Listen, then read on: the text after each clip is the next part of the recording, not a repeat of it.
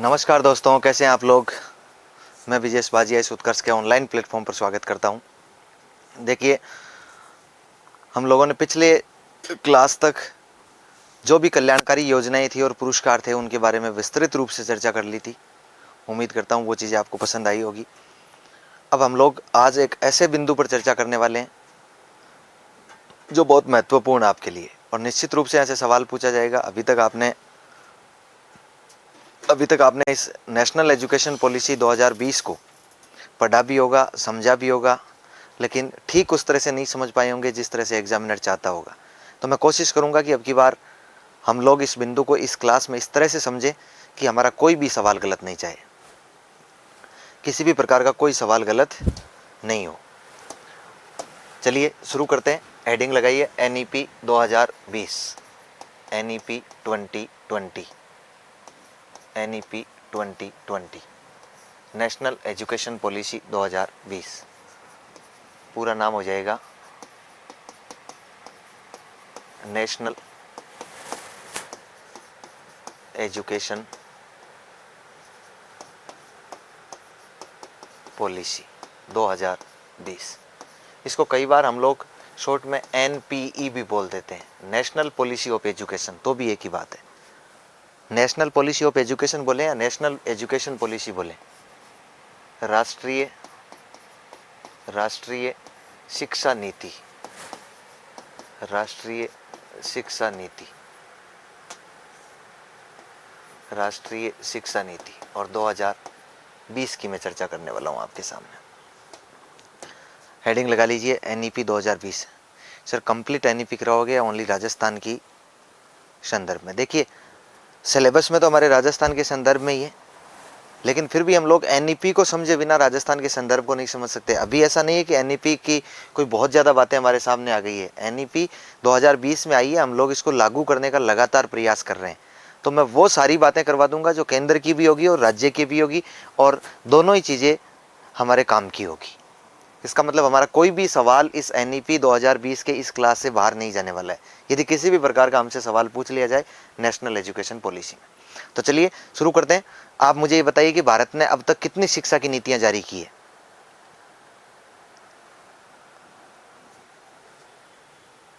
यदि आपने पहले से नोट्स बना के रखे हैं सुरेंद्र सर के, तो दोबारा से नोट्स बनाने की आवश्यकता नहीं है।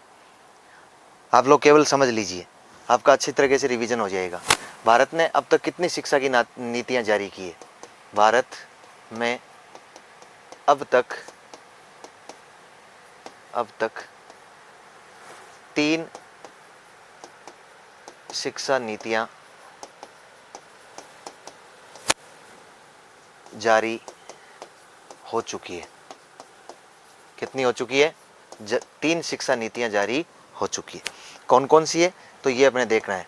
एक आई थी सबसे पहले NEP 1968, दूसरी शिक्षा नीति आई थी नेशनल एजुकेशन पॉलिसी 1986, और तीसरी जो शिक्षा नीति आई है वो आई है NEP 2020, नेशनल एजुकेशन पॉलिसी 2020।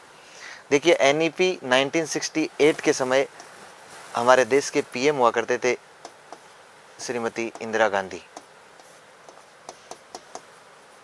1986 के समय हमारे PM हुआ करते थे श्रीमान राजीव गांधी,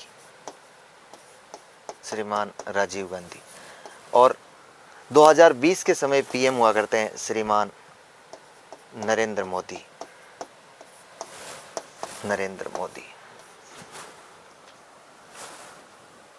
NEP 1968,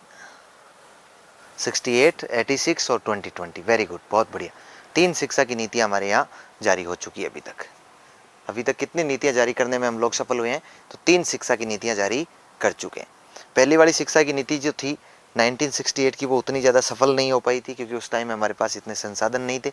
दूसरी वाली शिक्षा नीति बहुत सफल हुई थी और शिक्षा के इतिहास में वो मील का पत्थर कहलाती है। और सर जो अब आपने लिखा रहे हो वो लिखना है क्या? बिल्कुल लिखना है। जो मैं बोर्ड पे चीज़ लिखता हूँ उसको तो नोट करना ही है। वो मैं वही काम की बात लिखता हूँ जो आपको लिखनी जरूरी है। तो अब तक शिक्षा की 3 नीतियां जारी हो चुकी है। एक 1968, एक 1986 और एक 2020। चले हम लोग। अच्छा, आप देखोगे ये जो शिक्षा की नीति है ये सबसे नवीन शिक्षा की नीति है, और इस नीति से जो पहले वाली नीति है वो 1986 में आई थी। तो दोनों के मध्य 34 वर्षों का गैप हो गया है। कितने वर्षों का गैप आ गया है? 34 वर्षों का। और ये जो शिक्षा नीति है ये 21वीं सदी की भारत की पहली शिक्षा नीति है और देश की सबसे नवीनतम शिक्षा नीति है। तो यदि इस लाइन को भी हम लोग नोट करें तो कोई अतिशयोक्ति नहीं होगी। इस लाइन को भी हमें नोट करना जरूरी है, क्योंकि हमने हेडिंग क्या लगा रखी है? एनईपी 2020। तो हम लिखेंगे यह भारत की सबसे नवीनतम शिक्षा नीति है। यह भारत की सबसे नवीनतम एवं 21वीं सदी की पहली शिक्षा नीति है। पहली शिक्षा नीति है, शिक्षा नीति है जो 34 वर्षों बाद जारी की गई है। जो 34 वर्षों बाद जारी की गई है। कितने वर्षों बाद आई है? 34 वर्षों बाद आई है। ये भारत की पहली शिक्षा नीति है 21वीं सदी की और सबसे नवीनतम है। और इसे कितने वर्षों बाद जारी किया गया है? 34 वर्षों बाद जारी किया गया है। सर ये रीट के लिए भी सफिशिएंट है क्या? रीट मतलब पात्रता की बात कर रहे हो क्या?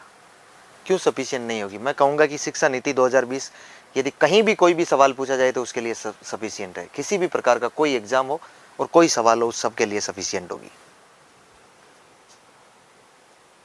इसके बाद आगे चलते हैं हम लोग।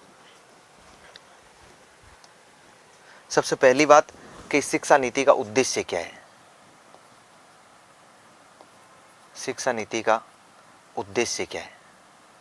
अच्छा, उद्देश्य से पहले हम लोग ये देखते हैं कि इस शिक्षा नीति को तैयार किसने किया है। इस नीति का मसौदा या ड्राफ्ट, इस नीति का मसौदा या ड्राफ्ट या प्रारूप कस्तूरी रंगन समिति ने तैयार किया है। समिति ने तैयार किया है। किसने तैयार किया है? कस्तूरी रंगन समिति ने तैयार किया है। तो अपना पहला ही सवाल ये बन गया कि ये कस्तूरी रंगन समिति क्या है? कस्तूरी रंगन समिति, तो आपको ध्यान रखना है कस्तूरी रंगन समिति है 2017-19। इसका मतलब 2017 में इस समिति का गठन किया गया। 2017 में इस समिति का गठन हुआ और 2019 में इसने अपनी रिपोर्ट सरकार को सौंप दी। ये जो कस्तूरी रंगन समिति है इसके अध्यक्ष कौन? बताओ देखिए इसके अध्यक्ष कौन है? तो इसके अध्यक्ष है इसरो के पूर्व अध्यक्ष कृष्णा स्वामी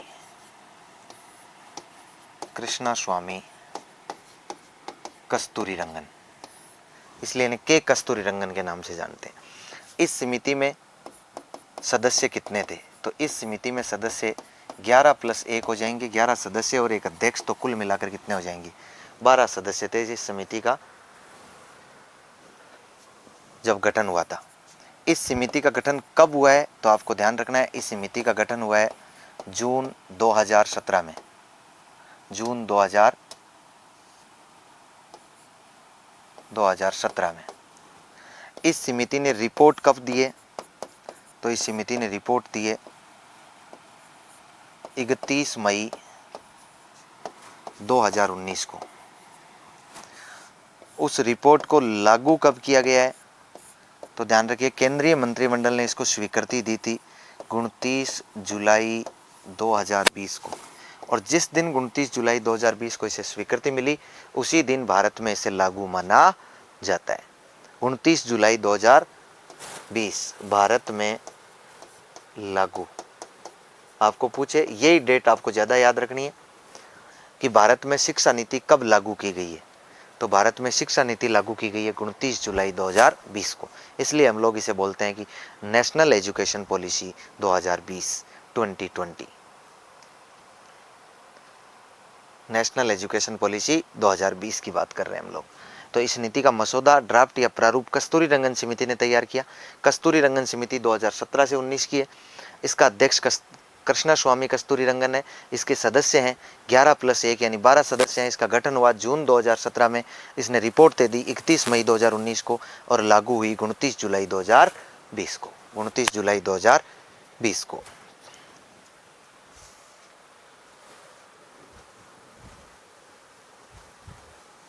हो गया। देखिए आगे बढ़िए। अब हम लोग देखते हैं कि इस नीति का जो प्रारूप तैयार किया गया है, इस प्रारूप को कितने भागों में, कितने खंडों में तैयार किया गया है।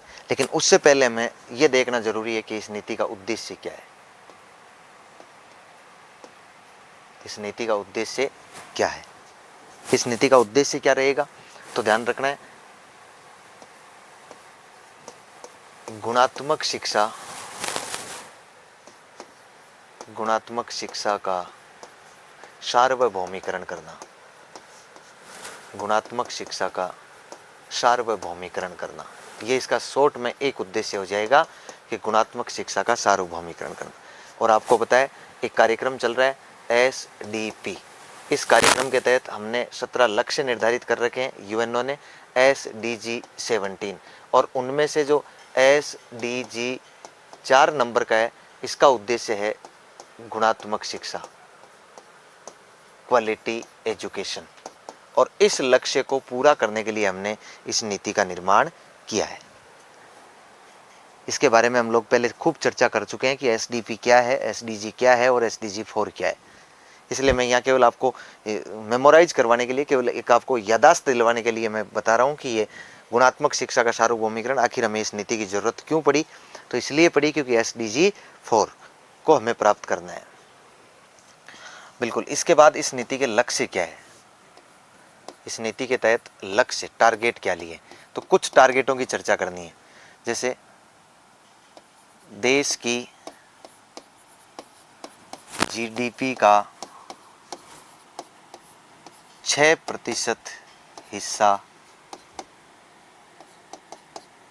शिक्षा पर खर्च करना, शिक्षा पर खर्च करना, खर्च नहीं मैं कहूँगा निवेश करना, निवेश करना।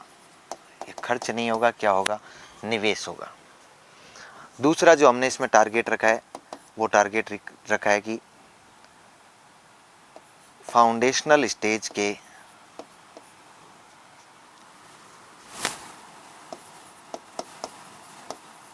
बालकों में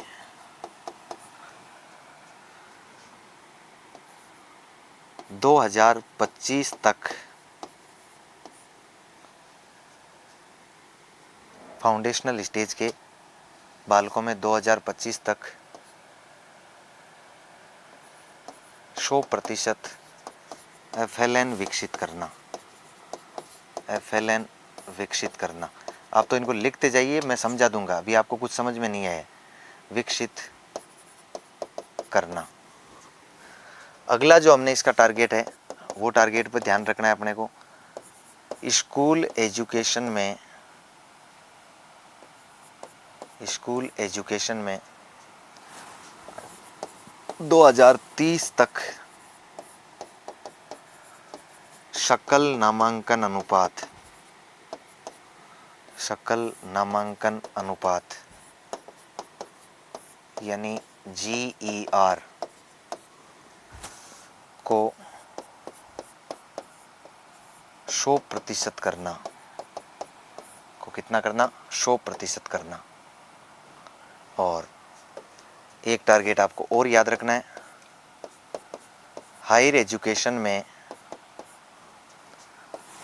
2035 तक GER को 50% करना, 50% करना। अब देखिए इन चारों लक्ष्यों को हमें समझना पड़ेगा। इन चारों लक्ष्यों को सर हर क्षेत्र में 4 लाख सुझाव मांगे गए थे ना NEP, बिल्कुल मांगे गए थे। निःशुल्क प्रवेश वाला टॉपिक नहीं पढ़ाना है क्या सर?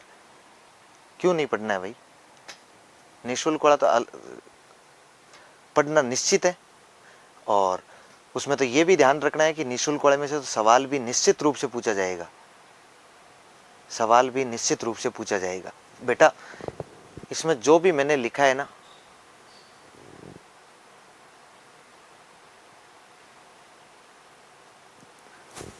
सर पहले तो हमें लाइन टू लाइन लिखवा देते थे राजेश जी, सर समझाते नहीं थे। कोई बात नहीं, देखो हर टीचर अपनी ओर से प्रयास करता है समझाने का, मैं इसको बहुत अच्छी तरीके से आपके सामने प्रेजेंट करने का प्रयास करूंगा। लेकिन आपको जो मैंने लिखा है उनमें से आप पूछ रहे हैं FLN क्या है, GDP क्या है, SE क्या है, ऐसा पूछना नहीं है बेटा। मैं पूछने की समस्या ही नहीं रखता हूँ, ये पूछने जैसी मैं रखूंगा ही नहीं। मैं सारी चीज़ें आपके सामने क्लियर कर दूंगा। सर NEP 2020 पढ़ाओगे क्या? सर GER की फुल फॉर्म क्या होगी? बेटा क्यों पूछ रहे हो तुम लोग, तुम क्यों परेशान हो रहे हो? आपका दुख मेरे से देखा नहीं जाता है। मैं अभी NEP 2020 ही पढ़ा रहा हूं, ये NEP 2020 ही चल रही है। कौन सी दुनिया में हो आप? देखो अब मैं एक एक चीज पर आता हूं। वहां तक आप उद्देश्य तक समझ चुके हैं कि उद्देश्य क्या है। उसके बाद आता हूं देश की GDP। देखिए जिस प्रकार से एक व्यक्ति की इनकम होती है,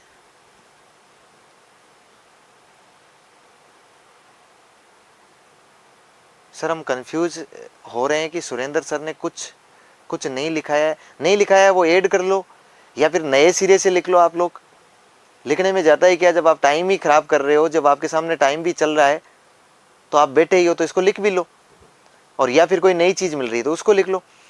ये कहते हैं कि देखो अब ध्यान से सुनने का प्रयास करना, मैं इन चारों लक्ष्यों को समझा रहा हूं आपके सामने। पहला टारगेट ये है कि जिस प्रकार से एक व्यक्ति की इनकम होती है उसी प्रकार से एक देश की भी इनकम होती है। एक व्यक्ति की इनकम को हम लोग व्यक्ति की प्रति व्यक्ति आय कहते हैं, उसी प्रकार से देश की इनकम को हम लोग GDP बोलते हैं, ग्रोस डोमेस्टिक प्रोडक्ट, सकल घरेलू उत्पाद। इसका मतलब है हमने भारत में कितना उत्पादन किया है, चाहे वो वस्तुओं के रूप में हो, चाहे वो सेवाओं के रूप में हो, चाहे वो वस्तुओं के रूप में हो, चाहे सेवाओं के रूप में हो, उसमें से खर्चा नहीं निकाला जाता है। कुल मिला के हमने अपने देश एक साल में कितने रुपए कमाता है, उस बात को हम लोग बोलते हैं GDP। क्या बोलते हैं? GDP। ध्यान रखिए GDP जो होती है वो हम लोग क्या करते हैं कि अगले वर्ष का, जैसे इसी फरवरी में हम लोग अनुमान लगाएंगे कि 1 अप्रैल से, इसी फरवरी और मार्च में हम लोग अनुमान लगाएंगे कि 1 अप्रैल से लेकर अगले 31 मार्च तक हम लोग देश में कितनी इनकम करने वाले हैं। और वो लगभग निर्धारित रहती है, जैसे अपने घर की नहीं रहती है कि अगले साल अपनी कितनी इनकम होने वाली है, तो हम लोग एक अनुमान लगा लेते हैं कि शायद इनकी इतनी इनकम होगी।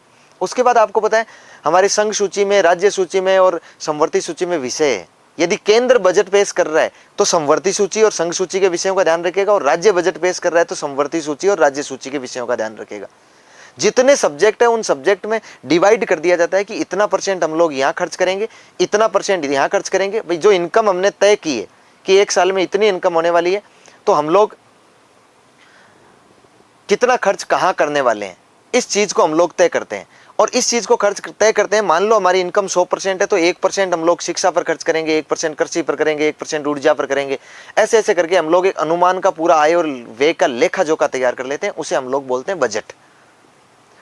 अब आपकी जानकारी के लिए बता दूं, अब तक हम भारत में, देश में जितनी अपनी GDP होती है, जितना इनकम होता है, उसका लगभग 4.5% हम लोग शिक्षा पर खर्च करते हैं। इसका मतलब जितना बजट होता है हमारा, उसका 4.5%, जितनी इनकम होती है उसका 4.5% हम लोग एजुकेशन पर खर्च कर देते हैं। लेकिन इस शिक्षा नीति में कहा गया कि यदि आपको एजुकेशन में गुणवत्ता लेकर आनी है तो इस खर्च को बढ़ाना होगा, और 4.5% से बढ़ाकर कितना कर देना होगा? 6%। बताइए ये बात समझ में आई ना? हमने यही तो लिखा है ना, देश की GDP का 6% हिस्सा किस पर निवेश करना है? अब शिक्षा पर निवेश करना है। एक बात क्लियर। दूसरी बात, फाउंडेशनल स्टेज के बालकों में, अब मैं फाउंडेशनल स्टेज तो आपको आगे विस्तृत रूप से पढ़ाने वाला हूं, लेकिन यहां इतना ही ध्यान रखिए, फाउंडेशनल स्टेज का मतलब होता है क्लास प्री प्राइमरी और क्लास 2 तक। इसका मतलब 3 से 8 वर्ष के बीच का बच्चा होता है, मतलब नर्सरी, LKG, UKG, क्लास 1 और क्लास 2, ये जो 5 क्लासें होती है,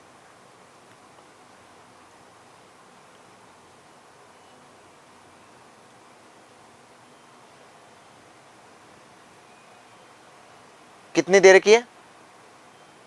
देखिए, नर्सरी, एलकेजी, यूकेजी, क्लास 1 और क्लास 2, इसको हम लोग बोलते हैं फाउंडेशनल स्टेज।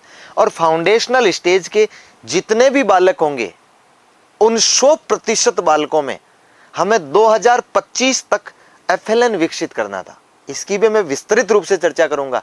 एफएलएन होता है फाउंडेशनल लिटरेसी और न्यूमेरेसी, मूलभूत साक्षरता और संख्या ज्ञान। मूलभूत साक्षरता और संख्या ज्ञान, इसकी चर्चा करूंगा, तब आपके आराम से समझ में आएगा कि ये कहा क्या जा रहा है। आपको सिर्फ इतना ध्यान रखना है कि फाउंडेशनल स्टेज के बालकों में 2025 तक 100% एफएलएन विकसित कर देना है। एक भी बच्चा बिना फाउंडेशनल लिटरेसी और न्यूमेरेसी के नहीं रहे। फिर स्कूल एजुकेशन। स्कूल एजुकेशन का मतलब होता है 12वीं क्लास तक। 12वीं क्लास तक 2030 तक हमने टारगेट लिया है, जो आने वाला है 2030 तक हम लोग सकल नामांकन अनुपात, gross enrolment ratio, gross enrolment ratio मतलब GER को 100% करना है।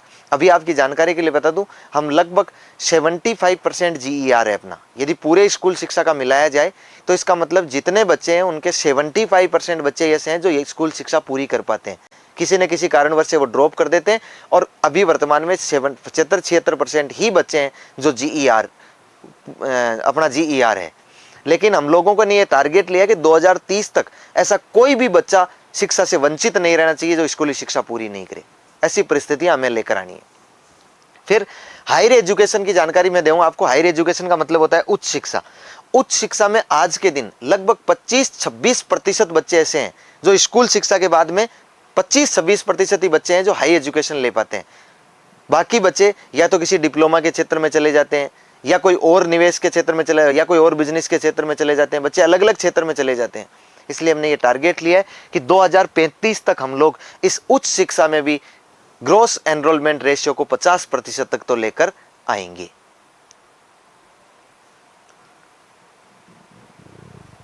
ध्यान रह जाएगा। तो हमने 4 टारगेट लिए हैं।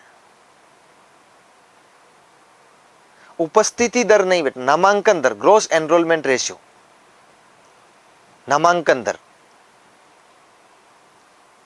ध्यान रह जाएगा।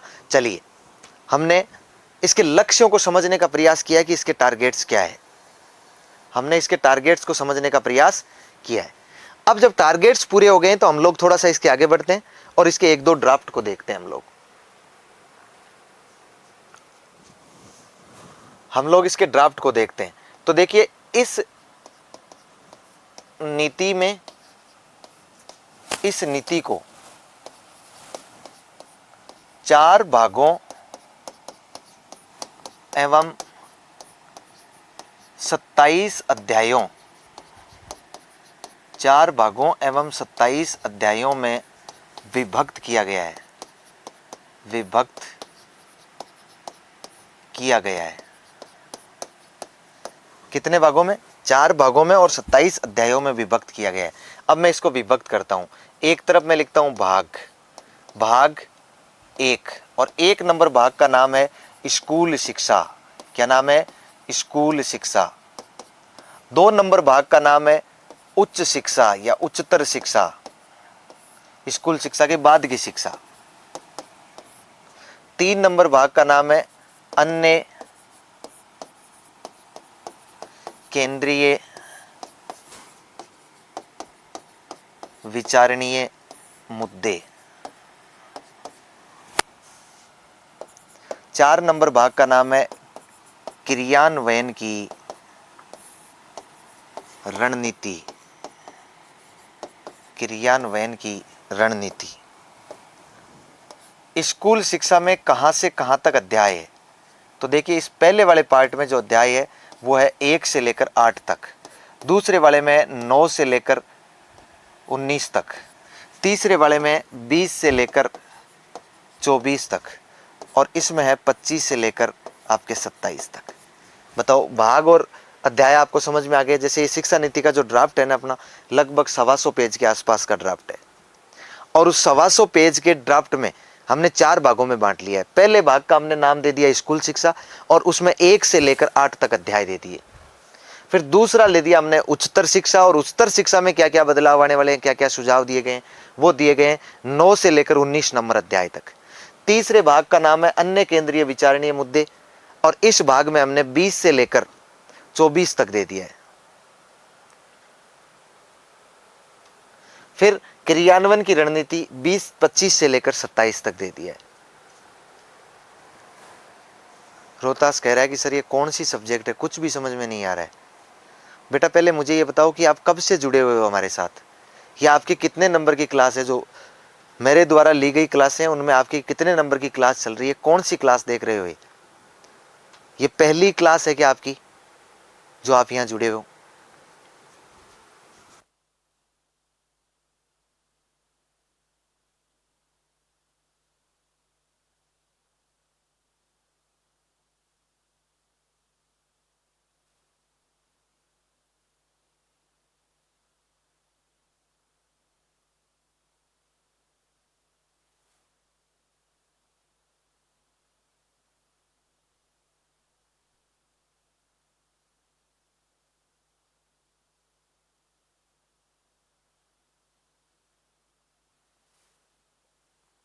है कि सर आज ये मेरी पहली क्लास है। तो बेटा मैं तुझे पहले तो प्रेम से समझाता हूं, क्योंकि पहली क्लास है इसलिए समझाता हूं, है ना। देख, आज के युग में, आज के जमाने में, वर्तमान परिप्रेक्ष्य में, इन दृष्टिकोण में नौकरी लगना बहुत मुश्किल है। और वो भी मास्टर बनना, वो भी क्या बनना? शिक्षक बनना। बेटा केवल ऐप खरीद कर रख लेने से मास्टर नहीं बना जाता है, पढ़ना पड़ता है, रात और दिन मेहनत करनी पड़ती है, जी तोड़ के मेहनत करनी पड़ती है। और आज तक यदि बीच बीच में से एक एक क्लास से लेके हम लोग मास्टर बन जाते तो कोई भी बन जाता। इसलिए ध्यान रखना, पहली क्लास से शुरू कर, बीच में एक भी मिनट ड्रॉप नहीं होनी चाहिए। पूरी चीजें क्रम से चलता आएगा ना, तब समझ में आएगा। क्या कोई चीज बीच में से समझ में आ सकती है क्या?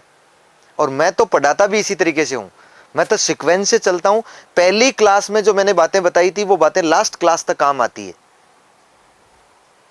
इसलिए अपने बीच में से क्लास में जुड़ के समझ में नहीं आ रहा है, ये ब्लेम लगाना उचित नहीं है बेटा। अपने आप में झांकने की आवश्यकता है। गुरुजी बैच 07 में छुट्टी कर दी है क्या? क्लास लग रही है कैसे? नहीं नहीं बेटा, ऑफलाइन बैचों की छुट्टी है 2 दिन की, है ना। तो रोहतास थोड़ा समझ और पहली क्लास से शुरू कर। अभी अपने को यह भी पता नहीं है कि कौन से सब्जेक्ट में क्या सिलेबस है। हम लोग मास्टर बनने की तैयारी में आगे। शिक्षा विभाग के पास कमी नहीं है बेरोजगारों की, राजस्थान में कोई कमी नहीं है बेरोजगारों की। आपको समझ में नहीं आ रहा तो किसी दूसरे को समझ में आ रहा है, वो मास्टर बन जाएगा। देखिए मैं कह रहा हूं कि शिक्षा नीति को 4 भागों और 27 अध्यायों में विभक्त किया गया है।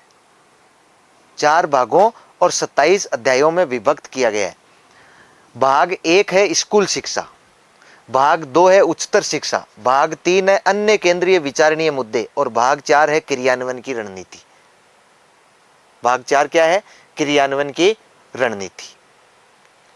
ये मैंने भाग के नाम बताए हैं। उसके बाद इनमें अध्याय है। पहले भाग में 1 से लेकर 8 तक अध्याय दिए गए, दूसरे भाग में 9 से लेकर 19 तक अध्याय दिए गए, तीसरे भाग में 20 से लेकर 24 तक दिए गए, और चौथे में 25 से लेकर 27 तक दिए गए। हमारे काम का है इनमें से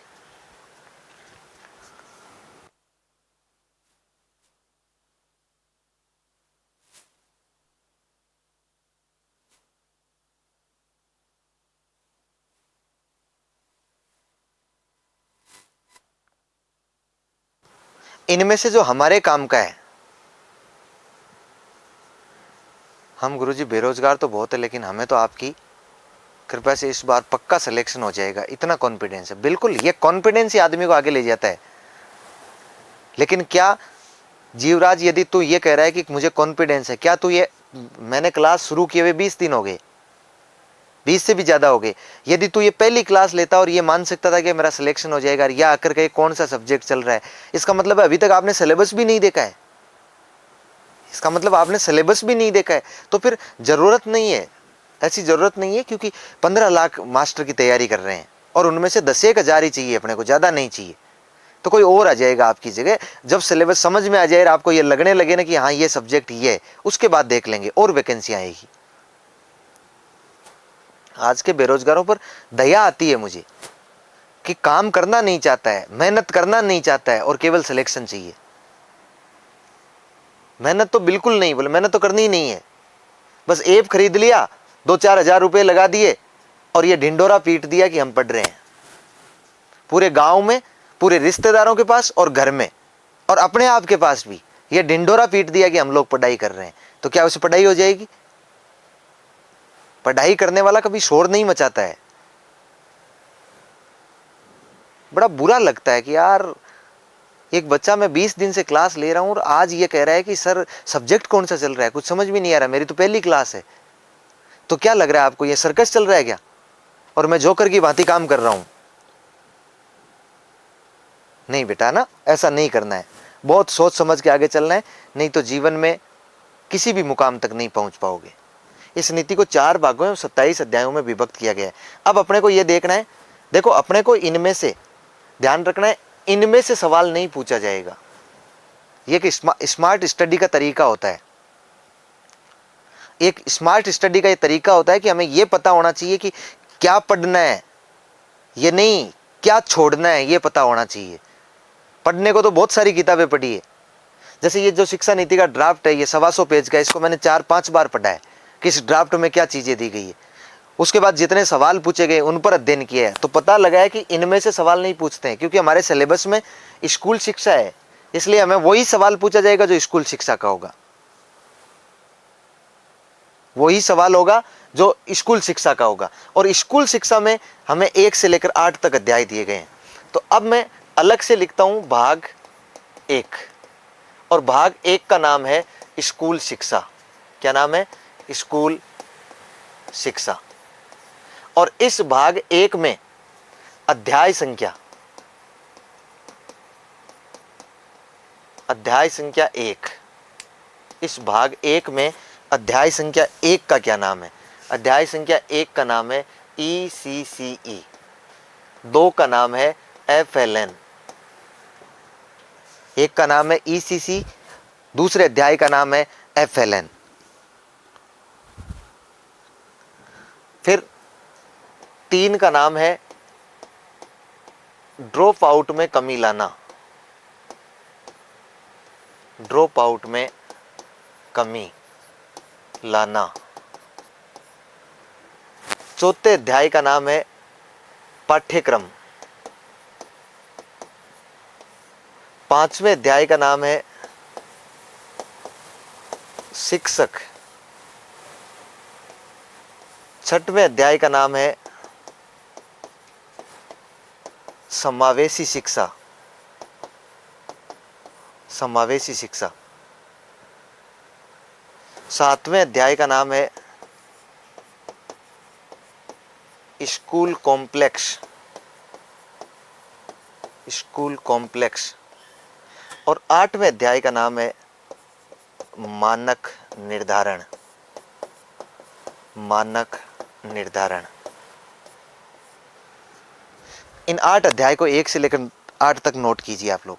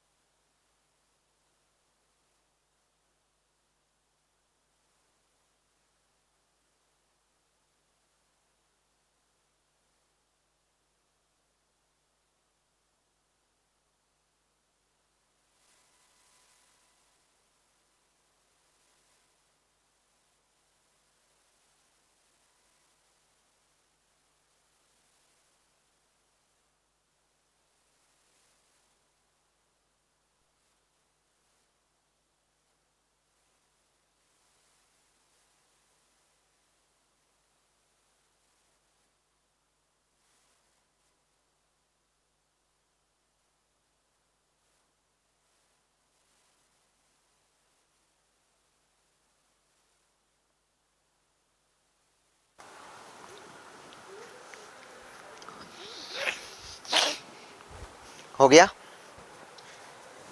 स्कूल शिक्षा, पहले का नाम ईसीसी। अब इनके फुल फॉर्म वगैरह कुछ नहीं लिखने, हम लोग इन पर डिटेल से चर्चा करने वाले हैं, इसलिए जो याद करने का तरीका है वो यही है। ईसीसी, दूसरे में एफएलएन पर चर्चा की गई है, तीसरे में ड्रॉप आउट में कमी लाना, जो ड्रॉप आउट होता है उन बालकों में कमी कैसे लाई जाएगी, फिर पाठ्यक्रम और पाठ्यचर्या कैसी होगी स्कूल शिक्षा की, फिर शिक्षकों के लिए क्या व्यवस्था की गई है, फिर समावेशी शिक्षा क्या होती है, समावेशी शिक्षा का प्रयोग कैसे करना है, फिर स्कूल कॉम्प्लेक्स क्या होता है और स्कूल कॉम्प्लेक्स की बात कैसे करनी है, और फिर मानक निर्धारण कि स्कूल शिक्षा के लिए मानक निर्धारण क्या क्या होंगे।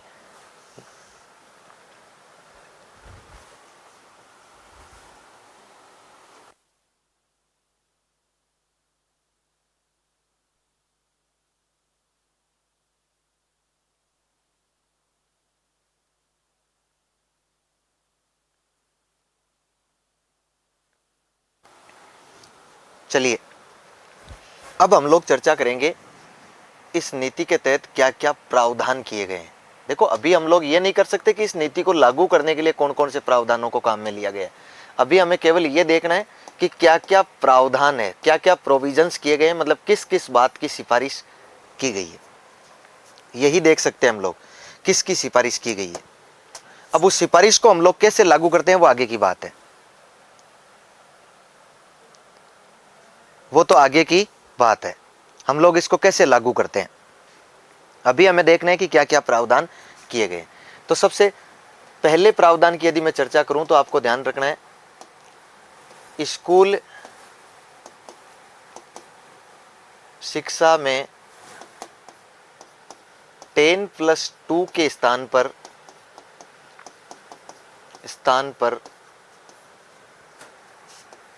5+3+3+4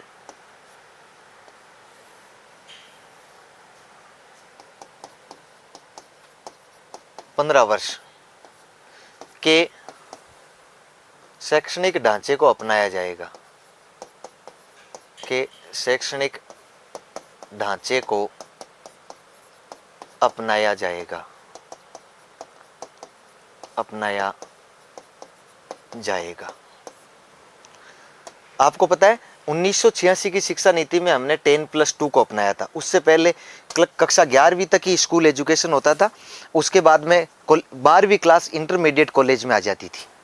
लेकिन ये जो 1986 की शिक्षा नीति थी उसमें हमने 10+2 अपनाया था। आप किसी भी बच्चे से पूछते हैं कौन सी में पढ़ रहा है तो वो कहेगा +1 में या +2 में पढ़ रहा हूँ। इसका मतलब 10वीं के बाद हम लोग संकाय चयन कर सकते थे और संकाय चयन करने के बाद हम लोग 2 साल उन सब्जेक्ट को पढ़ते थे, फिर हम लोग 12वीं तक, इसका मतलब है 12 साल तक हमारी स्कूल एजुकेशन होती थी। लेकिन इस शिक्षा नीति में हमारे स्कूल शिक्षा को 12 साल से बढ़ाकर कितना कर दिया गया है, 15 साल कर दिया गया है। अब यह है क्या, तो देखिए इसको देखना जरूरी है। ये 5 क्या है, 5 है फाउंडेशनल स्टेज, ये स्टेज है फाउंडेशनल स्टेज। कौन सी स्टेज है, फाउंडेशनल स्टेज। और फाउंडेशनल स्टेज को शॉर्ट में हम लोग बोलते हैं एफएस। एफएस में एक बच्चा 3 साल से लेकर 8 साल तक पढ़ता है, 3 से 8 वर्ष तक पढ़ता है। और 3 से 8 वर्ष तक वो क्या पढ़ता है, तो देखिए वो बच्चा सबसे पहले तो पढ़ेगा नर्सरी, क्या पढ़ेगा, नर्सरी। फिर पढ़ेगा वो एलकेजी, जिसे जूनियर केजी बोलते हैं, यानी लोअर किंडरगार्टन या जूनियर किंडरगार्टन। फिर वो बच्चा पढ़ेगा 1 साल यूकेजी, उसके बाद पढ़ेगा यूकेजी। उसके बाद ये जो बालक होगा, ये बालक पढ़ेगा कक्षा 1, कक्षा 1, और फिर होगी क्लास इसके लिए 2। बताओ बच्चा 5 साल तक पढ़ा कि नहीं पढ़ा। इसको भी 2 भागों में बांट दिया, इसको भी 2 भागों में बांट दिया है हमने। इसका नाम दिया है ईसीसी, ईसीसी। इसको भी हमने कितने भागों में बांट दिया है, 2 साल तक। इसको हम लोग पहले वाले ढांचे को हम लोग पढ़ेंगे इन 3 साल को तो आंगनबाड़ी या बाल वाटिका में, और इसको पढ़ेंगे हम लोग प्राथमिक स्कूल में। ठीक है, अगला देखिए दूसरा स्टेज क्या है, दूसरा स्टेज क्या है। दूसरे स्टेज को हमने नाम दिया है प्री-प्रेटरी स्टेज। कौन सा स्टेज है, प्री-प्रेटरी स्टेज। और प्री-प्रेटरी स्टेज में एक बच्चा जो है वो 8 से लेकर 11 वर्ष तक का है, 8 से 11 वर्ष तक का प्री प्रेटरी स्टेज में रहेगा। और यहाँ पर वो बच्चा पढ़ेगा कक्षा 3, 4 और 5, ये प्री प्रेटरी स्टेज में होगा। इसके बाद ये जो अगले 3 साल है, अगले 3 साल तक बच्चा रहेगा मिडिल स्टेज में। किस में रहेगा? मिडिल स्टेज में। और मिडिल स्टेज में बच्चा पढ़ेगा 11 से लेकर 14 वर्ष तक। इसका मतलब 3 वर्ष, 11 से 14 वर्ष की आयु का बच्चा होगा। और ये पढ़ेगा कक्षा 6, 7 और 8, क्लास 6, 7 और 8। इसके बाद ये जो लास्ट वाले 4 साल है, इसको हमने कोई चेंज नहीं किया और सेकेंडरी स्टेज रखा है। और आपको पता हो तो सेकेंडरी स्टेज में जो बच्चा होता है वो बच्चा रहता है 14 से लेकर 18 वर्ष का। और ये बच्चा पढ़ेगा कक्षा 9, 10, 11 और 12।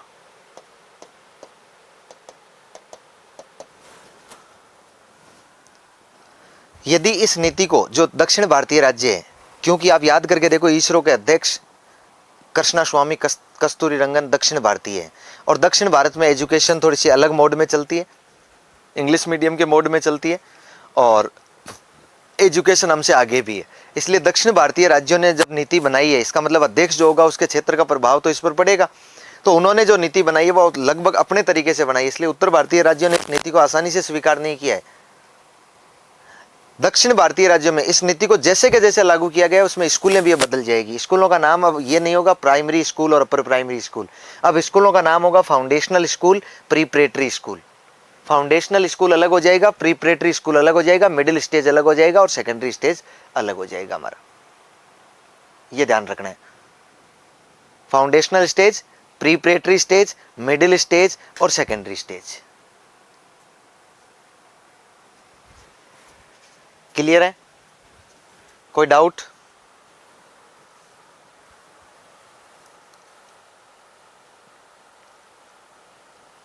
कोई डाउट नहीं है ना? चलिए, आपने नोट कर लिया। ये पहला प्रावधान है, स्कूल शिक्षा में 10+2 के स्थान पर 5+3+3+4 यानी 15 वर्ष के शैक्षणिक ढांचे को अपनाया जाएगा। फाउंडेशनल स्टेज हो गया, प्रीपरेटरी स्टेज हो गया, मिडिल स्टेज हो गया और सेकेंडरी स्टेज हो गया।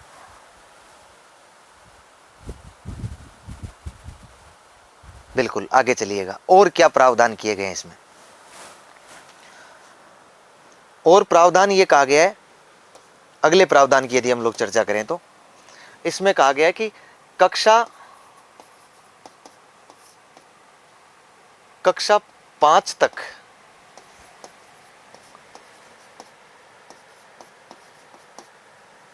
शिक्षा का माध्यम मातृभाषा होगा। शिक्षा का माध्यम मातृभाषा होगा, मदर टंग होगा।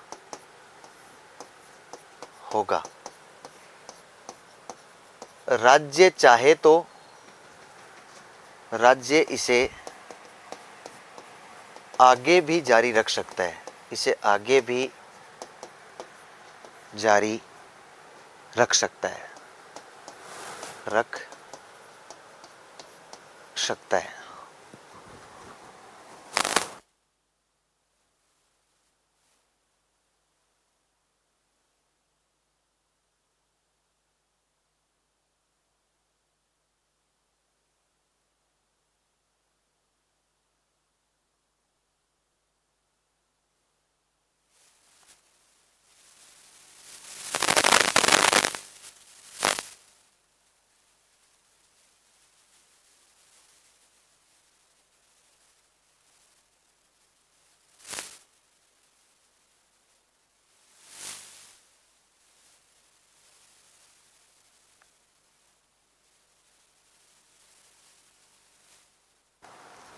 चलिए, पहला प्रावधान हो गया, कक्षा 5 तक शिक्षा का माध्यम मातृभाषा होगा और राज्य चाहे तो इसे आगे भी जारी रख सकता है।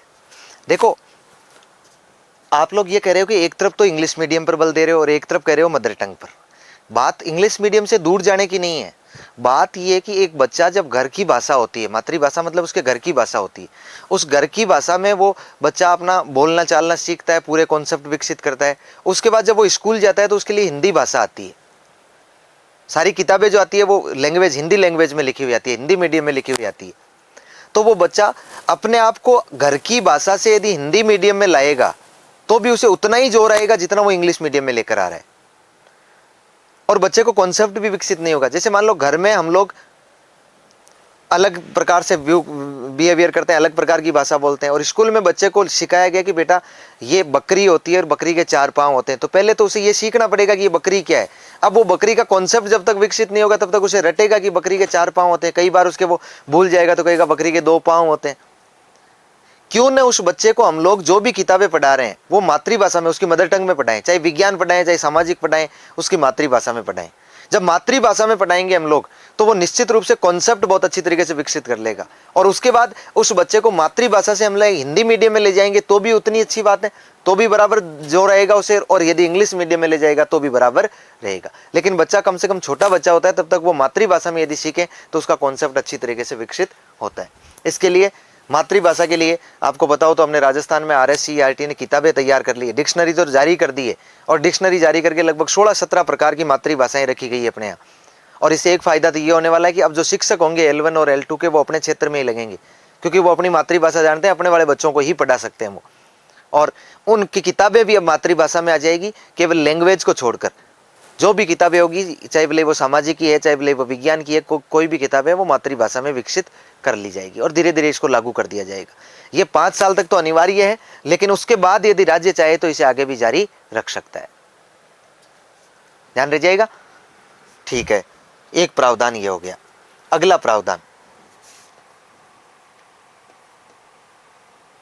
व्यावसायिक शिक्षा। व्यावसायिक शिक्षा कक्षा 6 से लागू की जाएगी। अब तक हम लोग वोकेशनल एजुकेशन क्लास 9 से शुरू करते थे। अब तक हम लोग वोकेशनल एजुकेशन क्लास 9 से शुरू करते थे, अब हम लोग क्लास 6 से ही शुरू करेंगे। वोकेशनल एजुकेशन कौन सी क्लास से शुरू करेंगे? क्लास 6 से ही शुरू करेंगे। एक बात ये ध्यान रखना। इसके बाद में आपको पता हो तो हम लोग बोर्ड की परीक्षा, ये जो सब्जेक्ट चूज करते हैं, सब्जेक्ट चयन करते हैं, मतलब फैकल्टी लेते हैं, वो क्लास 11 से लेते हैं। 2 साल तक बच्चों को वो सेम सब्जेक्ट पढ़ाते हैं, लेकिन अब हम लोग क्लास 9 से ही चूज करेंगे। इसमें यह प्रावधान दिया गया है, इसमें कहा गया है कि क्लास 9 से शुरू करोगे आप लोग। और हाँ, 4 वर्ष तक बच्चों को लगातार वो सब्जेक्ट पढ़ाओगे ताकि वो सब्जेक्ट में पारंगत हो जाए। और सब्जेक्ट चयन करते समय आपको संकाय की बाध्यता भी समाप्त कर दी गई है। अब तक ये होता था कि आर्ट्स के बच्चे जो है वो आर्ट्स के ही सब्जेक्ट ले सकते हैं, साइंस का जो स्टूडेंट है वो केवल साइंस के ही सब्जेक्ट ले सकता है, और कॉमर्स का केवल कॉमर्स का ही ले सकता है। लेकिन अब इसकी बाध्यता समाप्त कर दी है, और बाध्यता समाप्त करके ये कहा है कि अब यदि आर्ट्स का है तो वो बच्चा भले ही फैकल्टी कोई सी भी ले रहा है, उसमें वो एक सब्जेक्ट हिस्ट्री ले सकता है, एक सब्जेक्ट मैथमेटिक्स ले सकता है, एक वो ऑडिट ले सकता है। इसका मतलब हो गया कि अब हम लोग संकाय की बाध्यता को समाप्त करने जा रहे हैं। तो विषय चयन कक्षा 9 से शुरू किए जाएंगे। कक्षा 9 से शुरू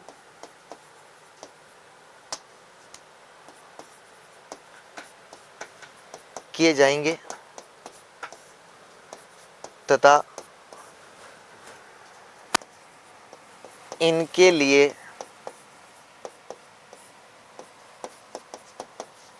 संकाय की बाध्यता नहीं होगी। संकाय की बाध्यता नहीं होगी। विषय चयन कहाँ से हो जाएंगे?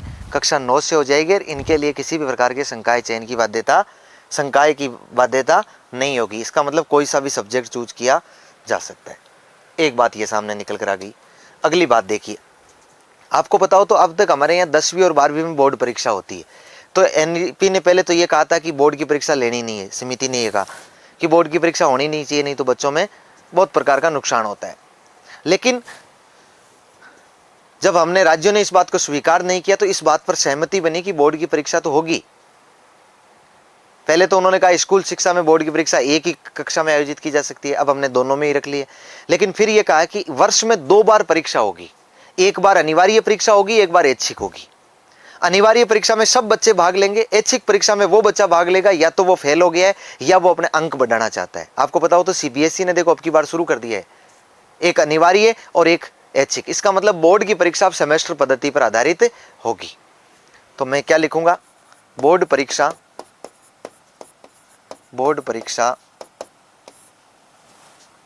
वर्ष में 2 बार होगी, 2 बार होगी। एक तो कौन सी होगी, अनिवार्य, और एक कौन सी होगी, ऐच्छिक। एक तो अनिवार्य होगी और एक होगी ऐच्छिक। ठीक है, एक तो अनिवार्य होगी और एक ऐच्छिक होगी, वर्ष में 2 बार होगी। इसके बाद क्या है, इसके बाद क्या प्रावधान किए गए हैं, और क्या प्रावधान है, और कई प्रावधान है। जैसे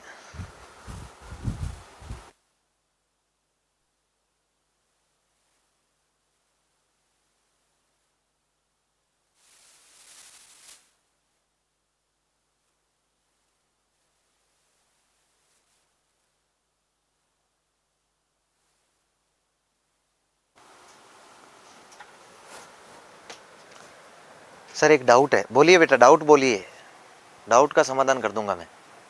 सर रीट की अगली वैकेंसी कब तक आएगी, मैं तो उसके लिए पढ़ रहा हूँ।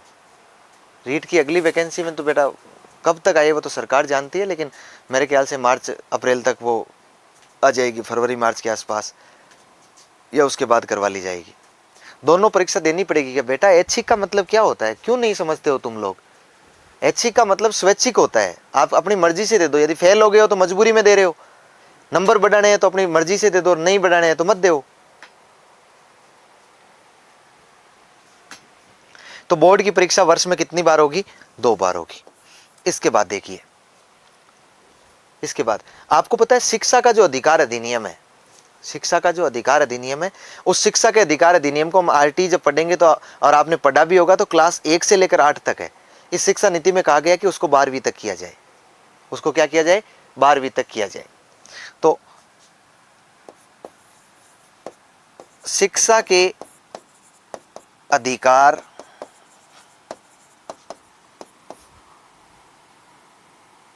को कक्षा 12 तक बढ़ाया जाए, कक्षा 12 तक बढ़ाया जाए। किसको? आरटी को, राइट टू एजुकेशन एक्ट को 12वीं तक बढ़ाया जाए, ये इसमें लिख दिया गया है। उत्कर्ष की लाइव फ्रॉम क्लासरूम और लाइव फ्रॉम स्टूडियो में इतना डिफरेंस क्यों है? कैसा डिफरेंस है बेटा? किस प्रकार का डिफरेंस है? मतलब किस प्रकार के डिफरेंस की बात कर रहे हो आप लोग? डिफरेंस बताइए किस प्रकार का है, आपको कैसा डिफरेंस नजर आया है? फिर इसके बाद में, अच्छा वो चीजें नहीं पढ़नी है आपको, कॉलेज में सेमेस्टर लागू होगा कि नहीं होगा, क्योंकि हमें स्कूल शिक्षा की बात करनी है। नेशनल एजुकेशन पॉलिसी स्कूल शिक्षा के संदर्भ में देखनी है। इसके बाद क्या किया जाएगा? तो देखिए, एक तो क्लास 5 तक शिक्षा का अधिक जो माध्यम होगा वो क्या होगा? आपका मातृभाषा होगा, और राज्य इसे चाहे तो आगे जारी रख सकता है। व्यावसायिक शिक्षा क्लास 6 से लागू की जाएगी। विषय चयन क्लास 9 से शुरू किए जाएंगे तथा संकाय की बाध्यता समाप्त हो जाएगी। फिर बोर्ड परीक्षा वर्ष में 2 बार होगी, एक अनिवार्य होगी और एक ऐच्छिक होगी। फिर शिक्षा के अधिकार को क्लास 12 तक बढ़ाया जाएगा। और क्या किया गया इसमें? और ध्यान रखिए, एक कोर्स होता है एमफिल, मास्टर इन फिलोसॉफी, ये पीएचडी से थोड़ा सा पहले का कोर्स होता है, उसको समाप्त कर दिया गया है। एमफिल के कोर्स को समाप्त कर दिया गया है,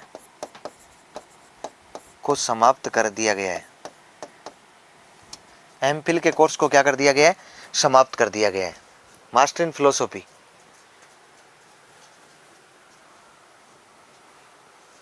स्टूडियो में कम पढ़ते हैं? नहीं बेटा, कम नहीं पढ़ते हैं, स्टूडियो में तो पूरा ही पढ़ते हैं।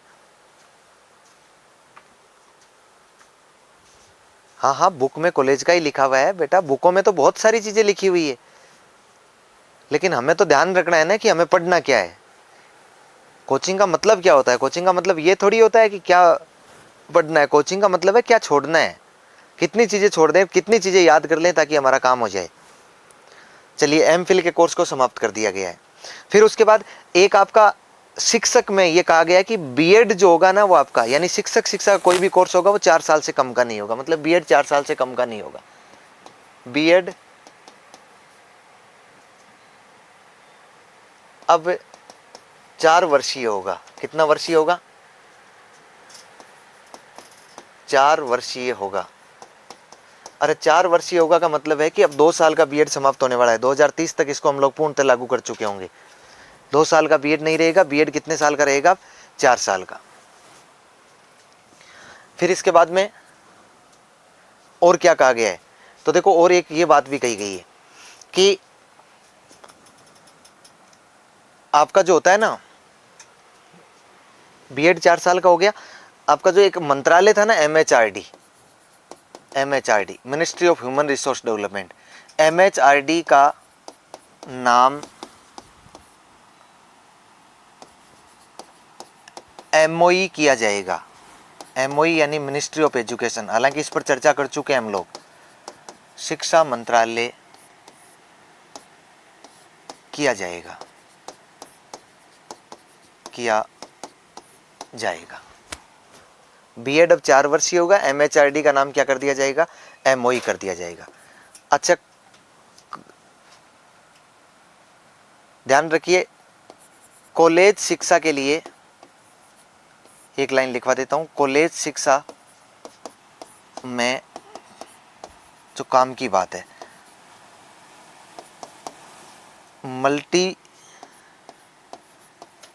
मल्टीपल एंट्री,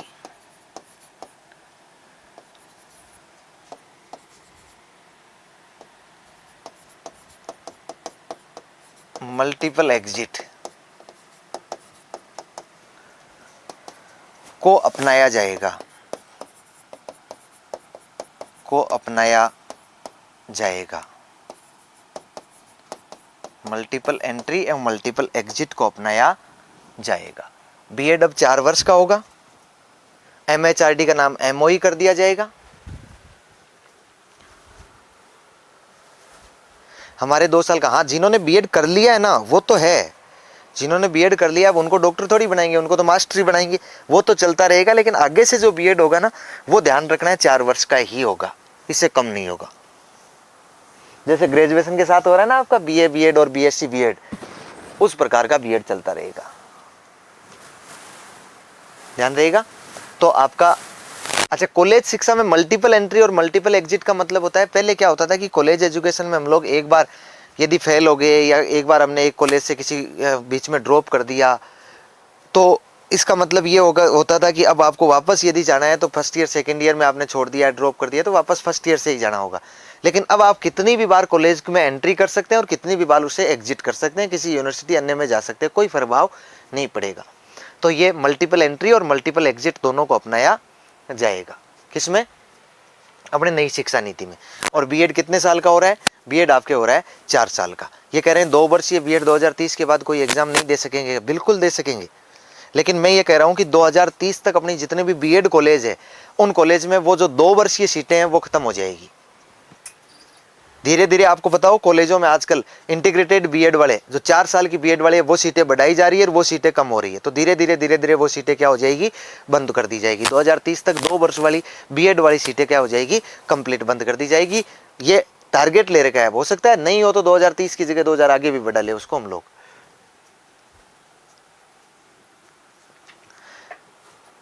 नहीं, आपके सब्जेक्ट में कोई बुक परचेज करने की आवश्यकता नहीं है। नहीं है बेटा, कोई सब्जेक्ट बुक परचेज नहीं करना है,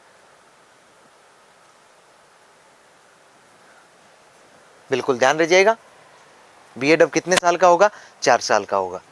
शिक्षा मंत्रालय का नाम हमने बदल ही दिया, आरटी एक्ट को हमने आगे बढ़ा ही दिया, और उसके बाद में कॉलेज शिक्षा में हमने मल्टीपल एंट्री और मल्टीपल एग्जिट को मान्यता दे दी थी। और ये भी लिख लो, कल को आपके दिमाग में रहेगा कि लिखवाया नहीं। कॉलेज शिक्षा में सेमेस्टर पद्धति लागू की जाएगी। सेमेस्टर पद्धति, सेमेस्टर मतलब वर्ष में 2 बार एग्जाम, वर्ष में 2 बार परीक्षा। सेमेस्टर पद्धति लागू की जाएगी, लागू की जाएगी, सेमेस्टर पद्धति लागू की जाएगी।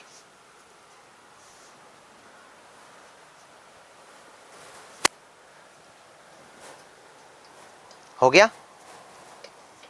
देखो हमने इस क्लास में बहुत अच्छी तरीके से शिक्षा नीति को समझने का प्रयास किया है और शिक्षा नीति के मुख्य मुख्य प्रावधान को हमने समझा है। कोई बहुत बड़े प्रावधानों को अभी तक हमने नहीं समझा है, अब तक मुख्य मुख्य प्रावधानों को हमने समझने का प्रयास किया है। और देखिए हमने पहली स्लाइड में देखा था कि नेशनल एजुकेशन पॉलिसी 2020 है और नेशनल एजुकेशन पॉलिसी 2020 भारत में अब तक कितनी जारी की जा चुकी है, कितनी, 3 नीतियां जारी की जा चुकी है, एनईपी 1968, एनईपी 1986 और एनईपी 2020। ये भारत की सबसे नवीनतम और 21वीं सदी की पहली नीति है जो 34 वर्षों बाद लागू की गई है। इस नीति का मसौदा या ड्राफ्ट तैयार किया था, प्रारूप तैयार किया था कस्तूरी रंगन साहब ने, और कस्तूरी रंगन समिति 2017 जून में गठित होती है और 2019 में अपनी रिपोर्ट देती है और इसमें 12 सदस्य थे। और ध्यान रखना ये लागू कब की गई, 29 जुलाई 2020 को, यानी भारत में शिक्षा नीति कब लागू हुई है तो 29 जुलाई 2020 को हुई है। इसके बाद में उद्देश्य गुणात्मक शिक्षा का सार्वभौमिकरण करना, और गुणात्मक शिक्षा का सार्वभौमिकरण करने के लिए हमने अर्थात SDG 4 को पूरा करने के लिए हमने ये किया। फिर लक्ष्य क्या रखा, देश में जीडीपी का, देश में ध्यान रखना है जीडीपी का 6% हिस्सा शिक्षा पर खर्च करना है। फाउंडेशनल स्टेज, अब समझ में आया होगा, फाउंडेशनल स्टेज के बालकों में मतलब 3 से 8 वर्ष के बालकों में जो प्री प्राइमरी पढ़ते हैं, नर्सरी पढ़ते हैं, LKG UKG और क्लास 1 और 2 में पढ़ते हैं, 2025 तक 100% बालकों में ये अब समझ में आएगा कि FLN क्या होता है, फाउंडेशनल लिटरेसी न्यूमरेसी लागू करना है। फिर स्कूल एजुकेशन में 2030 तक 100% लेकर आना है और हायर एजुकेशन में 2035 तक 50% लेकर आना है। फिर इस नीति को 4 भागों और 27 अध्यायों में विभक्त किया गया है, 4 भागों और 27 अध्यायों में। भाग 1 है स्कूल शिक्षा, भाग 2 है उच्चतर शिक्षा जिसमें 9 से 19 तक है, अन्य केंद्रीय विचारणीय मुद्दे, कोई इश्यूज ऐसे बच गए हो जो जिसको सेंटर को सोचना है जिसके बारे में, वो यहाँ पर है। और क्रियान्वयन की रणनीति, इसको लागू कैसे करना है, ये 25 से 27 में दिया गया है। पहले भाग में क्या है, पहले भाग में स्कूल शिक्षा, अध्याय कहाँ से कहाँ तक है, 1 से लेकर 8 तक। और देखिए ECC early childhood care and education है, मतलब प्रारंभिक बाल्यावस्था देखभाल और शिक्षा है, लेकिन इसको आगे पढ़ेंगे हम लोग। फिर FLN फाउंडेशनल लिटरेसी और न्यूमेरेसी, फिर ड्रॉप आउट में कमी लाना, फिर सिलेबस पाठ्यक्रम कैसा होगा, फिर शिक्षक, इसको लेकर क्या कहा गया है, समावेशी शिक्षा, स्कूल कॉम्प्लेक्स और मानक निर्धारण, ये 1 से लेकर 8 अध्याय आपको याद रखने। फिर प्रावधानों की हमने चर्चा की तो स्कूल शिक्षा में 10+2 के स्थान पर 5+3+3+4 यानी 15 वर्ष तक स्कूली शिक्षा के शैक्षणिक ढांचे को लागू किया जाएगा। हम पहले वाले 5 वर्ष यानी फाउंडेशनल स्टेज में रहेगा बच्चा और 3 से 8 वर्ष के एज के बीच का होगा, नर्सरी पढ़ेगा, LKG पढ़ेगा, UKG पढ़ेगा, क्लास 1 पढ़ेगा और 2 पढ़ेगा। फिर इसके बाद में प्री प्रेटरी स्टेज 8 से 11, देखो ECC क्या है, इसमें फॉर्म लगाया है, 1 साल का कोर्स है, मैं पूरा समझा दूंगा आपको जब उस पर पहुंचूंगा, बीच में नहीं बेटा, उस पर पहुंचेंगे तब हम लोग पूरा समझ लेंगे। प्री प्रेटरी स्टेज 8 से 11 वर्ष तक का बच्चा है और ये जो बालक होता है, ये बालक आपको पता है क्लास 3, 4 और 5 में पढ़ता है। फिर अगली मिडिल स्टेज आती है, मिडिल स्टेज में जो बच्चा है वो 11 से लेकर 14 वर्ष के बीच का है और ये क्लास 6, 7 और 8 में पढ़ता है। फिर सेकेंडरी स्टेज आएगी, इसमें 9, 10, 11 और 12 4 साल तक बच्चा पढ़ लेगा। फिर हमने इसके प्रावधान में देखा कि क्लास 5 तक हम लोग कौन सी शिक्षा देने वाले हैं, मदर टंग में शिक्षा देने वाले हैं, मातृभाषा में। फिर व्यावसायिक शिक्षा का मतलब वोकेशनल एजुकेशन पहले कक्षा 9 से शुरू करते थे, लेकिन अब हम लोग कक्षा 6 से, विषय चयन क्लास 9 से शुरू हो जाएंगे, पहले हम 11 से करते थे और इसमें संकाय की बाध्यता भी क्या हो जाएगी, समाप्त हो जाएगी। फिर बोर्ड परीक्षा वर्ष में 2 बार होगी, 1 बार अनिवार्य होगी तो 1 बार ऐच्छिक होगी। शिक्षा के अधिकार को क्लास 12 तक बढ़ाया जाएगा और MPhil का जो कोर्स है उस कोर्स को समाप्त कर दिया जाएगा। इसके बाद में BEd 4 साल की होगी। फिर MHRD का नाम बदलकर MOE कर दिया जाएगा। कॉलेज शिक्षा में मल्टीपल एंट्री और मल्टीपल एग्जिट को लागू किया जाएगा और कॉलेज शिक्षा में सेमेस्टर पद्धति लागू की जाएगी, मतलब वर्ष में 2 बार परीक्षाएं होगी। अब क्या जवाब दूं मैं, कितनी बार जवाब दे दिया है मैंने बेटा, मैं नहीं दे सकता हूं। ये कल्चर में शॉर्ट नोट्स पढ़ाएं, एक बनाएं, एक नहीं बनाएं, एक वो आपका फैसला है। इतने आप समझदार है कि नोट्स कैसे बनाने चाहिए, क्या बनाने चाहिए। मल्टीपल एंट्री एग्जिट वाले में तो सर ऐसा पॉसिबल है क्या कि अगर कोई सेकेंड ईयर के बाद और किसी दूसरी कॉलेज से फाइनल कर सकता है क्या? बिल्कुल, मल्टीपल एंट्री और मल्टीपल एग्जिट में यही होगा, कैसे भी कर सकते हो, किसी प्रकार की कोई समस्या नहीं होगी। चलिए देखो, हमने शिक्षा नीति शुरू किया और शिक्षा नीति मैंने कहा बहुत अच्छा पार्ट है, लेकिन ये तय है कि शिक्षा नीति को एक पार्ट में हम एक क्लास में पूरा नहीं कर सकते हैं। अभी हमारी बहुत बड़ी बड़ी चीज़ें हैं, जैसे ECC क्या होता है, FLN क्या होता है, उसको पढ़ना है हमें। समावेशी शिक्षा क्या होती है, हमने स्कूल कॉम्प्लेक्स पढ़ने की, स्कूल कॉम्प्लेक्स क्या होता है। इसके अलावा मूल्यांकन की चीज़ें पढ़नी है। इसके अलावा FLN के लिए जो वो अभियान चलाया गया, निपुण अभियान को पढ़ना है। इसके अलावा विद्या प्रवेश कार्यक्रम को पढ़ना है। तो बहुत सारी चीज़ें हमें पढ़नी होगी। तो ये एक क्लास में इतनी ज़्यादा संभव नहीं हो पाती है। आपने ये जो NEP की क्लास हमने जो 10:15 बजे शुरू की थी, इस क्लास को आपने देखा, इस क्लास में पढ़ा, इस क्लास में हमने मुख्य मुख्य चीज़ें लिखी है। सर जी सही बोलते हो कि आप ऑलराउंडर तो हो, सभी सब्जेक्ट पढ़ा लेते हो। सभी सर बोलते हैं कि देखो, सभी सब्जेक्ट पढ़ाने का थोड़ा सा कारण ये हो गया, चूंकि मैंने सभी सब्जेक्ट पढ़ाए हैं, लेकिन अभी हमने यही सब्जेक्ट पढ़ा है, अभी हम यही सब्जेक्ट पढ़ रहे हैं। अभी हम स्कूल मैनेजमेंट और मैं साइकोलॉजी पर वर्तमान में फोकस किया हुआ है। हालांकि मैं हिस्ट्री से लेक्चरर हूँ, तो इसका मतलब है कि हिस्ट्री सब्जेक्ट भी मेरा अच्छा रहा है। मैंने पॉलिटिकल साइंस वगैरह, ये जितने भी सब्जेक्ट है, ज्योग्राफी वगैरह, ये सारे सब्जेक्ट पढ़ाने का काम किया है। तो लेकिन अपने अभी यही ध्यान रखना है कि हम लोग स्कूल मैनेजमेंट की बात कर रहे हैं, और स्कूल मैनेजमेंट में हम इन चीज़ों तक पहुँच गए हैं। सर ग्रेड 3 की वैकेंसी बढ़ेगी क्या? बेटा पहले आने दो, उसके बाद सोचेंगे बढ़ेगी क्या। अभी आई तो नहीं है, अभी आपको कैसे पता है कि कितनी है और आगे कितनी होगी। चलिए बताइए, नेशनल एजुकेशन पॉलिसी की पहली क्लास, यानी 2 ही क्लास होगी, जिसमें पहली क्लास आपके सामने हो चुकी है। कैसी रही क्लास, इसके बारे में ज़रूर बताइएगा, ताकि हमारा भी मनोबल बढ़ता रहे। और अगली क्लास हम लोग लेकर आएंगे जब हमारी अगली क्लास होगी, जब भी हम अगली क्लास शेड्यूल करेंगे। इस बीच में मैं आपको एक सूचना दे रहा हूँ, और ये मेरे निजी कारणों से ऐसा है कि हो सकता है हमारी क्लास इस वीक में नहीं हो, क्योंकि हमारी ज़्यादा क्लासें बची नहीं है। केवल और केवल हमारा RT अधिकार बचा है। इसके अलावा एक क्लास हमारी NEP की बची है, नेशनल एजुकेशन पॉलिसी की बची है।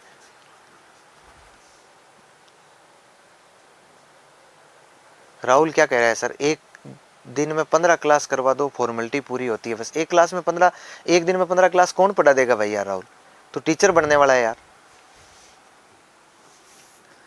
तो हो सकता है इस वीक में आपकी क्लास शेड्यूल नहीं हो, तो आपको बिल्कुल भी परेशान नहीं होना है, बिल्कुल भी परेशान नहीं होना है। निश्चित रूप से आपकी क्लासें मैं पूरी करवाऊंगा, क्योंकि अब तक मैंने किसी प्रकार की बीच में आपकी 2 छुट्टी की थी, वही किसी कारणवश हो गई थी।